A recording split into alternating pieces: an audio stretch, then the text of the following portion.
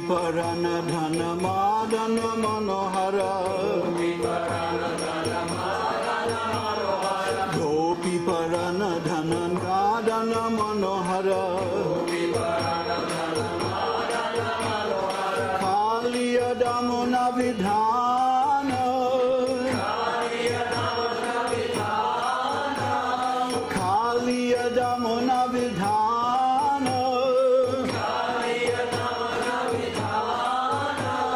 Amala Harinama Miya Vilasa Amala Harinama Miya Vilasa Govinda Madhava Navanita Taskara Govinda Madhava Navanita Taskara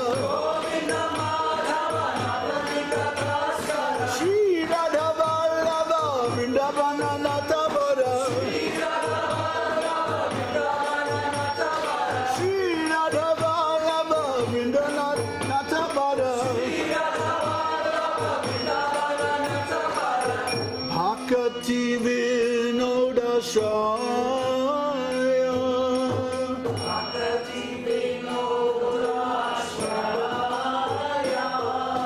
Bhakti Vinoda Shaya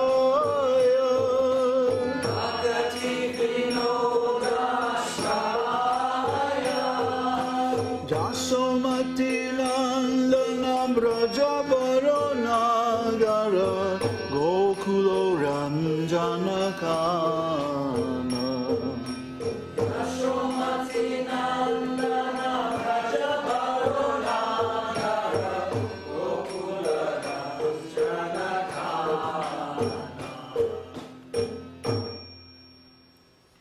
Jai Om Vishnupad Paramahansa Parivrajacharya Asatara Satya Shri Srimad His Divine Grace A.C. Bhakti Vedanta Goswami Maharaj Srila Prabhupada Ki Jai Uddhava Srila Prabhupada Ki Jai Srila Prabhupada Ki Jai Ananta Goti Vaishnava Vrinda Ki Jai Namacharya Srila Haridas Thakur Ki Jai Prem Shri Gaho Shri Krishna Chaitanya Prabhu Nityananda Shri Advaita Gadadhar Shri Vasadi Gaur Bhakta Vrinda Ki Jai Shri Shri Radha Krishna Gopa Gopinath Shri Mukund Radha Kund Giri Govardhan Ki Jai Shri Vrindavan Dham Ki Jai Shri Mayapur Navadvip Dham Ki Jai Shri Jagannath Puri Dham Ki Jai Jagannath Swami Baladev Subhadra Ki Jai Gaur Premanande All glories to the assembled devotees All glories to the assembled devotees All glories to the assembled devotees All glories to Shri Shri Guru Garanga All glories to Srila Prabhupada Harinam Sankirtan Ki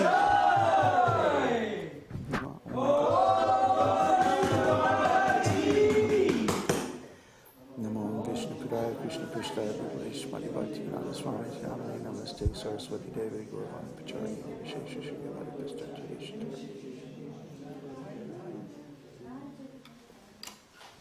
Hare Krishna. What a nice kīrtan, huh? Wow. Krishna. Tatjana. What? Your sister is here. Oh. This is your long lost brother that I kidnapped and took to South America. This is great. This is like the gathering of the tribe, you know. Everybody's here, almost. Just we're waiting now for what? One or two more? Huh? Indira and Venu. Okay. So they're coming tomorrow, I think. So everybody's here. Wow. Well, this is the culmination of a long process of dreaming and thinking and me? Oh, the guru cam. Okay, watch out.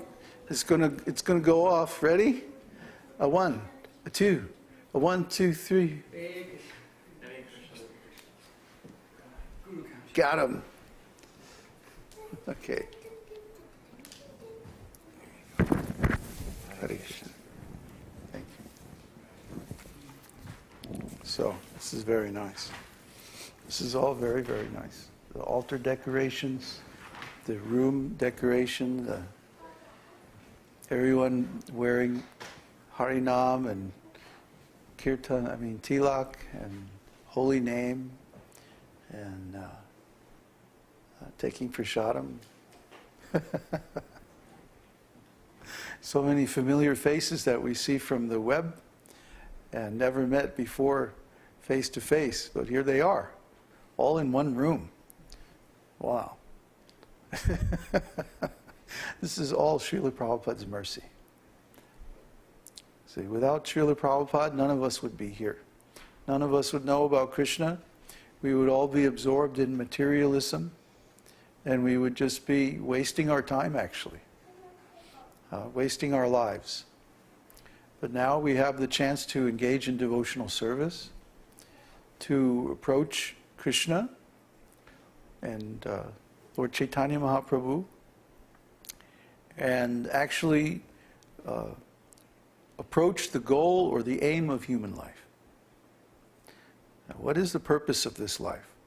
What is the aim of life? What is the goal? Everyone has to have a goal. If you want to perform activities effectively, you have to have some aim. You cannot just wander here and there. Everybody knows, in terms of material activities, that let's say you want to have a nice career. Well, then you have to make your goal very, very specific. I want to have this kind of position at this kind of company, or even a specific company. And then you make all your moves to prepare for that particular aim, that particular goal. And then after a long, long time of planning and building and preparing, then you're in a position to actually attain your goal. But if we don't know the goal, it's, well, I just want a good job, it's not too hard, and, you're not going to get very far. Because that's not strategic. To get anywhere in any field requires strategic planning, long-range planning toward a specific goal. And the more specific you can make that goal, then the better your planning process will work in reality. There's a common saying amongst soldiers that all the battle plans in the world are no good once the battle actually starts. But still, to have strategies and plan for different contingencies is very important. So that's understood very clearly when it comes to material things. But what about spiritual things? What is our goal in spiritual life? Every scripture, every religion, every spiritual path accepts that the human being is a spiritual entity, not just a material entity, not just a material body rattling around this world, but a spiritual living being composed of pure consciousness. Yet, we see that most of these spiritual paths, spiritual teachers, churches, religions, and so on, cannot really explain what is consciousness, what is the living entity, how does the living entity live in the body, and how do we go through the world and perform our different activities. They can't explain this. Maybe they make some flowery words or some mystic philosophical mumbo-jumbo about it, but they can't really explain scientifically. When I say scientifically, I mean you have a theory, and your theory predicts certain effects. And then you go into the laboratory, and you perform an experiment, and you get those effects. You get the results, and you can verify them. Not only you, but anyone who tries the same experiment. They can verify that this process yields this result. And it's very reliable and repeatable. That's what I mean by scientific. Now, just because we're talking about consciousness doesn't mean that it's unscientific. The difference is in ordinary material science, the laboratory is out there in the material world, in the objective world, so-called objective world. But in spiritual science, the laboratory is in here. It's in our own consciousness, in our own hearts and minds. We have to do the experiment ourselves.